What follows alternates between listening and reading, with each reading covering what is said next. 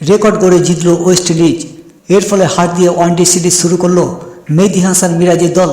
বাংলাদেশ ও West ইন্ডিজের মধ্যে 3 ম্যাচের ওয়ানডে সিরিজের প্রথম ম্যাচে টস জিতে প্রথমে ব্যাট করতে নেমে বাংলাদেশ 50 ওভারে 6 উইকেট হারিয়ে 294 রানের চ্যালেঞ্জিং স্কোর দাঁড় করায় বাংলাদেশের হয়ে সর্বোচ্চ 74 রান করেন অধিনায়ক মেহেদী হাসান মিরাজ।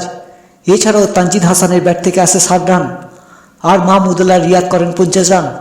ওয়েস্ট ইন্ডিজের হয়ে সর্বোচ্চ 3টি উইকেট নেন রোমারিও শেপার্ড। এছাড়া 2টি উইকেট নিয়েছে আলজারি জোসেফ।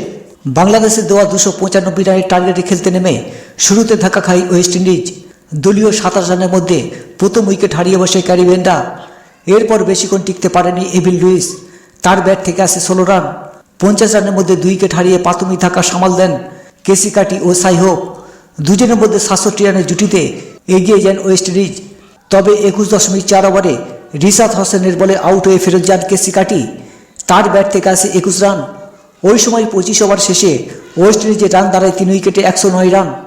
এরপর ওয়েস্ট ইন্ডিজের হয়ে হাল ধরেন সাই হোপ ও শেরফান রাদারফোর্ড।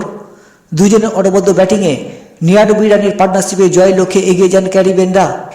তবে 86 রানে সাই হোপ বিদায় নিলেও ক্রিজে রীতিমতো ঝড় তোলেন শেরফান রাদারফোর্ড। শেষ পর্যন্ত তার 80 বলে 113 রানের ইনিংসের উপর ভর করে 14 বল বাকি থাকতে জয়ের বন্দরে পৌঁছে যান ক্যারি বেন্ডা। এই মাঠে সর্বোচ্চ রান তাড়া করে জয়ের রেকর্ড করেন ওয়েস্ট ইন্ডিজ।